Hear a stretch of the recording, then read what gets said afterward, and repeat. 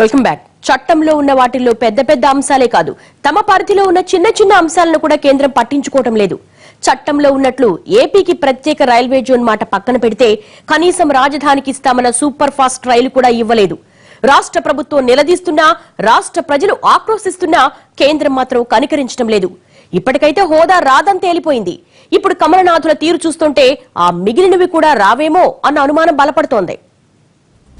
ప్రత్యేక హోదాని ప్యాక్ చేసి అటకెక్కించారు సరే, నిధుల గురించి అడిగితే మాట మార్చారు సరే, బడ్జెట్ లోటులో కూడా లోపాయికారి తెలివితేటలు ప్రదర్శించారు. రాజధాని నిధుల కింద రాళ్ల ఖర్చు కూడా ఇవ్వలేదు. పోలవరాన్ని ఏపీకి ఎప్పటికీ తీరని శాపంగా మార్చేశారు. చట్టంలో పేర్కొన్న ఏ ఒక్క అంశాన్ని కూడా పట్టించుకోలేదు. కనీసం ఏపీకి ఇస్తామన్న రైల్వే జోన్ కూడా ఇవ్వలేరా? విశాఖ జోన్ గా కొత్త రైల్వే జోన్ ఏర్పాటు చేస్తామన్న బీజేపీ ఎన్నికల హామీ ఇప్పుడు ఏ గాలిలో కలిసిపోయిందో అర్థం కావడం లేదు.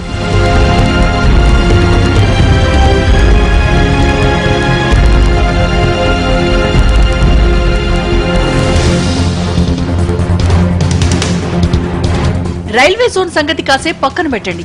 కనీసం ఏపీ రాజధాని అమరావతికి ప్రకటించిన సూపర్ ఫాస్ట్ ఎక్స్ప్రెస్ రైలుకే ఇప్పటి వరకు దిక్కులేదు.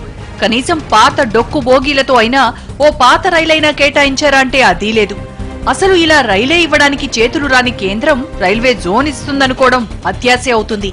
ఇలా నిత్యం నిర్లక్ష్యం చేసే కేంద్రం తీరును ఎప్పటికప్పుడు రాష్ట్ర ప్రభుత్వం గట్టిగా నిలదీస్తున్నా వాళ్లలో మాత్రం స్పందన లేదు. ఎప్పుడు వెళ్లినా ఏదో ఒక కల్లబుల్లి కబుర్లు చెప్పి తప్పించుకుంటున్నారే తప్ప ఏ ఒక్కరోజు ఏపీకి రూపాయి సాయం చేస్తున్నామంటూ చెప్పిన పాపాన పోలేదు. ఆనాటి కాంగ్రెస్ పార్టీ రాజకీయ ప్రయోజనాల కోసం అడ్డంగా విభజన చేశారు, కట్టుబట్టలతో పంపించారు. మనం కష్టపడుతున్నాం, ఇంకా శ్రమ చేస్తాం. అదే సమయంలో మనకు అన్యాయం జరిగింది. ఈ అన్యాయాన్ని సరిచేసే వరకు కేంద్రం మనకు చేయూతనివ్వాల్సిన అవసరం ఉంది. ఆ విషయమే పదే పదే నేను కోరుతున్నానని చెప్పి కూడా నేను మీకు తెలియజేసుకుంటున్నాను. కొంతమంది నాయకులు నన్ను విమర్శిస్తున్నారు. నన్ను విమర్శించే ముందు మీరు ఆలోచించుకోవాల్సిన అవసరం ఉంది. స్వార్థ ప్రయోజనాల కోసం మీరు పనిచేస్తున్నారు. నేను కేంద్రాన్ని మెప్పించి కూడా ఏదో ఒక విధంగా చేయాలని ప్రయత్నం చేస్తున్నాను. ఈ రాష్ట్రానికి న్యాయం చేయాలి. జరిగిన అన్యాయాన్ని సరిచేయాలంటే ఇటు రాష్ట్ర ప్రభుత్వం చేయడమే కాకుండా, కష్టపడమే కాకుండా కేంద్రం కూడా ఉదారంగా మనల్ని ఆదుకోవాల్సిన అవసరం ఉంది. నిన్న కేంద్ర మంత్రి గారు కూడా ఒక మాట చెప్పారు.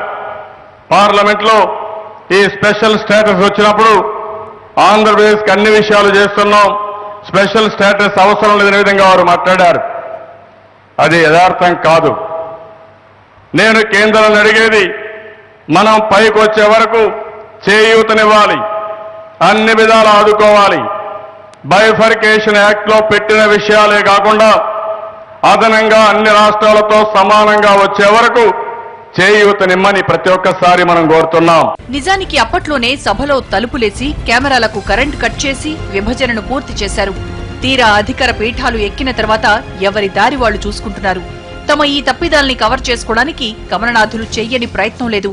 ఏ సమావేశంలో చూసినా ఏపీకి అన్ని ఇన్స్టిట్యూట్లు ఇచ్చాం, ఇన్ని ఎడ్యుకేషన్ సెంటర్లు ఇచ్చాం అంటూ చెప్పుకొస్తున్నారు తప్ప అవసరమైన ఒక్కటీ ఇవ్వలేదు.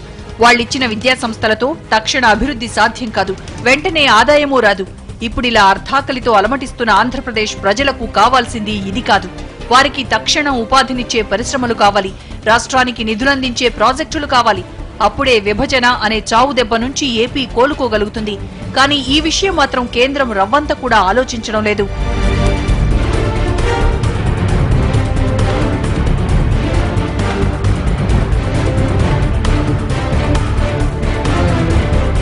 ఇక విభజన తర్వాత ఏపీలో భూస్థాపితమైపోయిన కాంగ్రెస్ చర్యలు ఇప్పుడు కూడా రాజకీయం చుట్టూరానే తిరుగుతున్నాయి. నిజానికి హోదా దగ్గర నుంచి విభజన చట్టంలో పేర్కొన్న అన్ని అంశాలు కాంగ్రెస్ చలవే. కానీ వాటి అమలు జరగకపోతే మాత్రం కాంగ్రెస్ చేష్టలుడిగి చూస్తోంది. లోక్సభ సంగతి వదిలేస్తే ప్రస్తుతం రాజ్యసభలో కాంగ్రెస్దే పైచేయి. ఈ ఆధిపత్యాన్ని చాలా బిల్లుల విషయంలో ఉపయోగించుకుంటూ కేంద్రానికి చుక్కలు చూపిస్తోంది. మరి ఏపీ అంటే ఇంత చిత్తశుద్ధి ఉన్న కాంగ్రెస్ నాయకులు రాజ్యసభలో మాత్రం ఆ విషయాన్ని ఎందుకు నిలదీయడం లేదన్నది మాత్రం నిష్ఠుర సత్యం. కనీసం హోదా విషయంలో కేంద్రం చట్టం చేస్తే తాము రాజ్యసభలో మద్దతిచ్చి సాయం చేస్తామన్న మాట కూడా కాంగ్రెస్ నేతల నోట రావడం లేదు. అక్కడ నిలదీయలేరు కానీ ఇక్కడికొచ్చి మైకుల ముందు రెచ్చిపోతారు. ఎవరేమన్నా ఏమనుకున్నా అటు కాంగ్రెస్ నేతలు ఇటు కమలనాథులు అంతా కలిసి ఏపీ ప్రజల గొంతు కోశారు. ఎవరి రాజకీయ స్వార్థానికి వాళ్లు ప్రజల మనోభావాలతో ఆటలాడుకున్నారు. 2019 ఎన్నికల్లో అంతా మరోసారి ఈ ప్రత్యేక హోదాను అడ్డం పెట్టుకుని ఓట్లు అడుక్కోవడానికి ప్రణాళికలు వేస్తున్నారు తప్ప ఆంధ్ర ప్రజలు పడుతున్న కష్టాల్ని మాత్రం ఎవరూ పట్టించుకోవడం లేదు. ఇది వాళ్ళ స్టోరీ బోర్డ్. మరంసంతో మళ్ళీ కలుద్దాం. నమస్తే.